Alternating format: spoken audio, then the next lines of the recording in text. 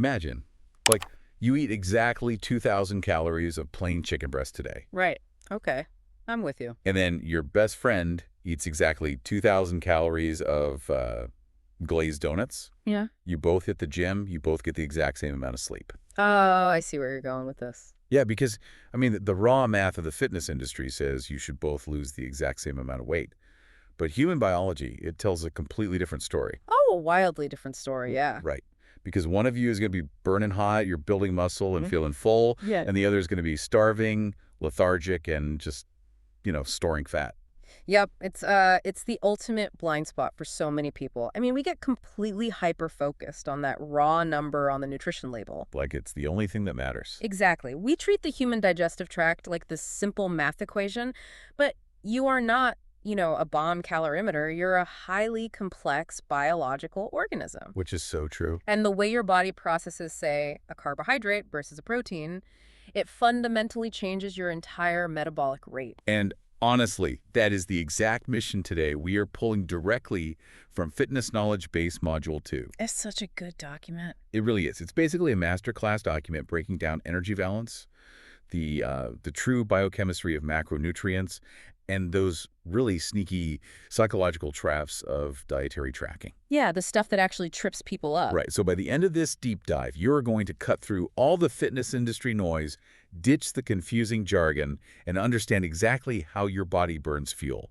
No fluff, just the facts. And it's so empowering once you actually understand the mechanisms at play. Okay, let's unpack this. Look, anyone who has spent, 5 minutes in a gym or even half-heartedly tried to get in shape knows about the first law of thermodynamics. Oh, yeah, calories in, calories out. Exactly. We don't need to relitigate the basics here.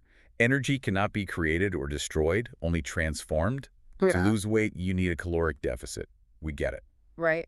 I mean, it is the undeniable foundation. You have to consume less energy than your body requires to maintain its current mass. You just have to. Yeah, it forces your system to draw upon stored energy reserves, your adipose tissue, just to keep the organs functioning. Right, just to survive. Exactly. And decades of tightly controlled metabolic ward studies consistently prove this. Like when scientists measure every single breath and every bite of food in a sealed environment, It's mathematically proven. right, fat loss mathematically ties directly to net energy balance, regardless of what some alternative diet groups claim about hormonal tricks or whatever. Right, but this is where I really want to push past that surface level advice. Because you hear coaches online endlessly debating this, like calorie versus calorie concept. Oh, the philosophical trap. Yes, they say, a calorie is just a unit of heat. But if I look at this strictly from a physics standpoint, 100 calories of a super nutrient-dense avocado and 100 calories of a processed donut. I mean, is that really the exact same thing? And from a pure thermodynamic perspective, yes. Wait, really? Same? Yeah, an isolated unit of energy is just a unit of energy, whether that energy is locked inside the cellular structure of the avocado or baked into the refined flour of a donut. That is so wild to me. Right, the raw gross energy value counting toward your daily intake remains a constant number. But where the fitness industry totally loses the plot is by conflating that gross energy value with the biological cost of extracting it. Okay, so the math itself is immutable, but the biological reaction to that math is where the actual variation happens. Exactly, the human element. So if the energy unit of that avocado and that donut is identical on paper, why do our bodies produce such radically different outcomes? Well, this gets us into the physiological cost of digestion. Think about digestion not as this passive event, but as active, demanding labor for your internal organs. Like a workout for your stomach. Basically, yeah. And this brings us to the thermic effect of food, or TF. TF represents the actual caloric energy your body has to expend just to digest, absorb, and assimilate the nutrients you just swallowed. So it takes energy to get energy. Exactly. Net energy, meaning what your body actually gets to keep and use or store, is always going to be less than the gross calories printed on the label. I love looking at T as like a shipping and handling fee, right? Or like a metabolic processing tax. That's a great way to think about it. Yeah, like if you buy a shirt online for $20, you don't actually pay $20. You pay $20 plus, I don't know, $5 for shipping. Yeah, the hidden costs. Exactly. Yeah. With food, your body is paying that tax in calories. And what blows my mind is how drastically this biological tax fluctuates depending on the macronutrient. Oh, it's a huge variation.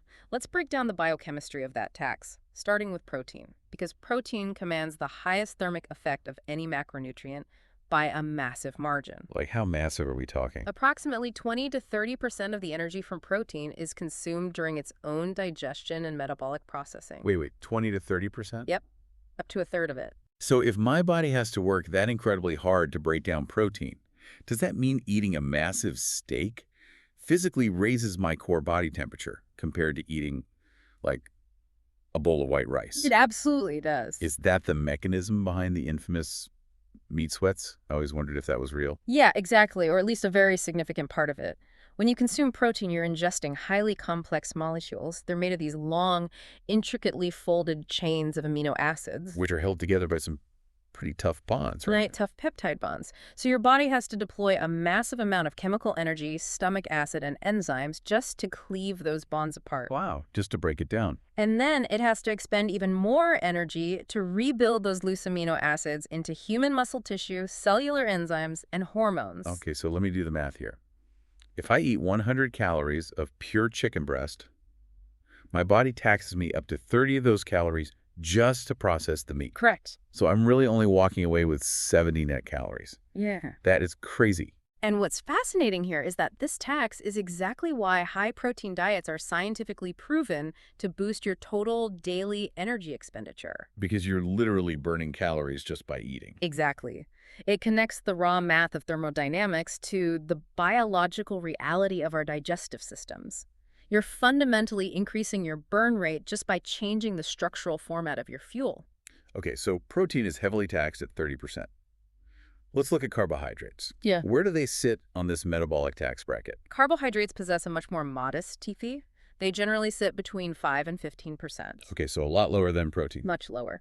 And that 10% variance, that's heavily dictated by the physical structure of the carbohydrate itself. Because of fiber, right. The difference between a simple sugar and a complex carb. Precisely. If you consume complex fibrous carbohydrates like rolled oats or a sweet potato, your body has to physically work through that fibrous matrix to access the starches. So it's doing more work. Right.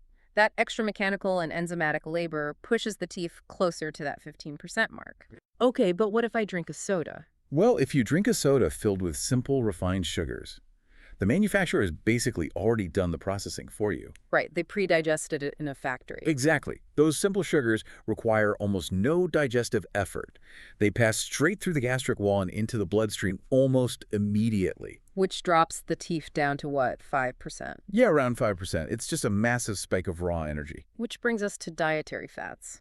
And this is where the biology gets, honestly, a little scary if you aren't paying attention. Very true. Because the module shows that fats have the lowest TEAF of all, sitting at a microscopic 0 to 3%.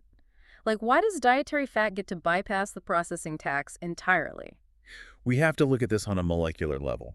Dietary fat is composed of triglycerides. Okay. And human body fat is also composed of triglycerides. They are chemically almost identical. Oh, wow. So when you consume dietary fat, the chemical conversion process required to turn it into stored human body fat requires almost zero metabolic effort. So dietary fat is essentially wearing the same uniform as body fat. The digestive system just takes one look, waves it right through security, and shuttles it straight into storage. That is a brilliant way to conceptualize it. It's a direct shuttle. If you eat 100 calories of butter or oil, your body is keeping 97 to 100 of those calories. That's terrifying for a diet, but I guess it makes sense biologically. Right. From an evolutionary survival standpoint, it's a beautiful mechanism. Hmm. Your body is incredibly efficient at storing energy for a famine. But we aren't in a famine. Exactly. In a modern environment of endless food abundance, that efficiency becomes a massive liability. Okay, so if dietary fat raves right through security and protein requires this massive construction crew to break down, how does that internal labor dictate our external behavior? Well, it drives our hunger. Right, because it's one thing to understand teeth on a whiteboard, but it's another thing to understand why you were starving at 4 in the afternoon and ready to eat your own arm. Right. This is where the biological mechanisms of food quality intersect with human psychology. The sheer physical structure of what you eat dictates your biological hunger signaling. Okay, so a calorie remains a calorie mathematically. Yes, but the structural matrix of that calorie determines whether you can actually tolerate the diet you're on. Okay, let's go back to our avocado and our glazed donut from Oh, earlier. Or, you know what, let's use a highly processed bag of potato chips. Perfect example. Let's say they both represent 300 calories. Mm. What is actually happening inside the gut when those two very different foods land in the stomach? Well, when you eat the nutrient-dense avocado, you're ingesting a robust structural matrix. You are getting water, essential fatty acids, and a significant amount of dietary fiber. So it's heavy. Yeah, it has physical bulk. And when that bulk hits your stomach, it takes up real estate. It physically presses against the gastric walls. And that physical stretching, that's what triggers the satiety response, like telling your brain you're full. Yes. Your stomach lining is embedded with mechanoreceptors, basically stretch receptors. When the fibrous bulk of nutrient-dense food expands the stomach, those receptors fire signals up the vagus nerve directly to your brain. Kind of like a sensor going off. Exactly, announcing, hey, we have physical mass here, suppress the hunger hormones. Furthermore, that complex matrix drastically slows down gastric emptying. So it stays in the stomach longer. Right. The food provides a slow, steady release of nutrients into the intestine. It's the classic campfire analogy, but on a biological level. The avocado is like a thick, dense oak log. Exactly. You toss it on the fire, and it takes a while to break down, but it gives you hours of sustained, reliable heat. Your brain knows the fuel's there, so it doesn't panic. That's a perfect analogy. But what happens when you eat the potato chips? The potato chips are the equivalent of throwing crumpled up newspaper onto that campfire. A big flash and then nothing. Yep. The chips are hyper-palatable, empty calories. They have been entirely stripped of their fiber and complex structures during the manufacturing process. So when they hit your stomach, they dissolve almost instantly into a slurry. So there's literally no physical bulk to trigger those stretch receptors. None. The mechanoreceptors don't fire. The vagus nerve doesn't get the signal.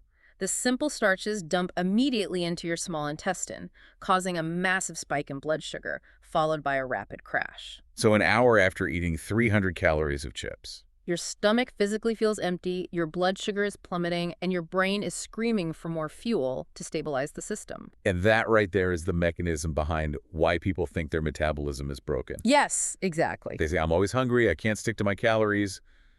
But it's not a broken metabolism. It's a biological mismatch. 100%. If you try to achieve a caloric deficit by fueling your body with crumpled up newspaper, your internal alarms are going to sound all day long. You're setting yourself up for psychological torture. That is the most critical takeaway regarding food quality. The structural nuances of your food dictate dietary compliance. You cannot out-willpower your own biology forever. You just can't. No.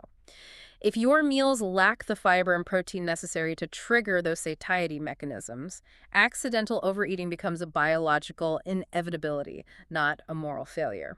Which brings us to the most practical and arguably the most confrontational part of this deep dive. Oh, here we go. If the laws of thermodynamics are constant, and we understand how teeth and fiber dictate hunger, why is it so incredibly hard for people to just lose the weight? If the biology is a predictable machine, where is the glitch? Well, the glitch is the human operating the machine. Mhm. We have to look at the external application of all this science. And the primary reason individuals fail to see progress on self-directed diets boils down to one simple, uncomfortable reality: inaccurate reporting. I knew we were going to get to this because there's a phrase mentioned in the module that is infamous among fitness coaches. The client always lies. It's a harsh phrase, I know. And as a host, I feel totally obligated to step in and defend the listener here, because that sounds incredibly malicious. Like, hey, we aren't malicious liars. We aren't sitting around rubbing our hands together, actively plotting to deceive our nutrition coaches. Our brains just have amnesia when it comes to that extra spoonful of peanut butter. And you shouldn't feel accused, because I completely agree with you. It is not malicious lying. It's just natural human bias. Right. It's just human nature. Exactly. It's a well-documented phenomenon of natural cognitive bias. Human beings are, quite simply, terrible at estimating their own intake and activity. We suffer from a sort of selective food amnesia. Oh, totally. Study after study demonstrates that individuals routinely underestimate the calories they consume by massive margins, while simultaneously overestimating the calories they burn during exercise. It's the classic trap. You do a high-intensity spin class for 30 minutes, you feel completely exhausted, and your brain tells you that you just burned off a large pepperoni pizza. When the biological reality is you maybe burned 300 calories. Exactly. So what does this all mean? If our brains are wired to naturally forget that handful of almonds we grabbed at the office or the spoonful of peanut butter we ate over the sink at midnight, what is the solution? How do we bulletproof our tracking? We do it by removing subjective memory from the equation entirely. We have to treat dietary tracking not as a punishment or a lifelong prison sentence, but as a temporary precision diagnostic tool. A diagnostic tool. I like that. Yeah. The module specifically points to using a digital food diary. Fat Secret is a prime example to gather unvarnished baseline data. I think that framing is so important. You aren't immediately restricting yourself to misery. You're just turning the lights on to see what your current normal actually looks like in hard numbers. Exactly, just gathering data. So to achieve that precision, the module outlines 3 non-negotiable rules for tracking. Let's break those down. Rule number 1 is chronological entry. You must log items immediately after or during preparation, rather than trying to retroactively remember your day at 9 o'clock at night. This directly attacks that food amnesia. By the end of the day, you have decision fatigue. You are not going to remember the 3 bites of your kid's macaroni and cheese you finish off, or the extra cream in your second coffee. Log it as it happens, or it essentially didn't happen in your data, which ruins the math. Precisely. Now, rule number 2 involves raw weight measurements. Whenever possible, you must weigh foods in their raw or dry state before applying any heat. Now, here is where I have to offer some genuine pushback on behalf of everyday practicality. Okay, let's hear it. Nobody is pulling out a digital food scale to weigh raw chicken breasts at a neighborhood barbecue, right? Like, if this system demands 100% absolute precision at all times, isn't it completely doomed to fail for normal people living normal lives? That is a very fair critique, and it highlights the difference between an initial diagnostic phase and long-term maintenance. Okay, so it's temporary. Yes. In the beginning, when you are trying to understand exactly how many calories are in your standard portion sizes, that strict precision is necessary to recalibrate your brain. Why? Because the cooking process drastically alters physical weight without altering calories. How so? Give me the mechanism on that. Like, why does it matter? Let's take a chicken breast. When you apply heat, muscle fibers contract and expel a massive amount of water. Right, it shrinks in the pan. Exactly. The chicken physically shrinks and weighs significantly less after cooking. If you weigh that cooked, shrunken piece of chicken, but log it using the nutritional data for raw chicken in your app thinks you are eating far fewer calories than you actually are. Because it's denser now. Right. And conversely, think about dry pasta or rice. When you boil them, they absorb water and become much heavier. Ah, I see.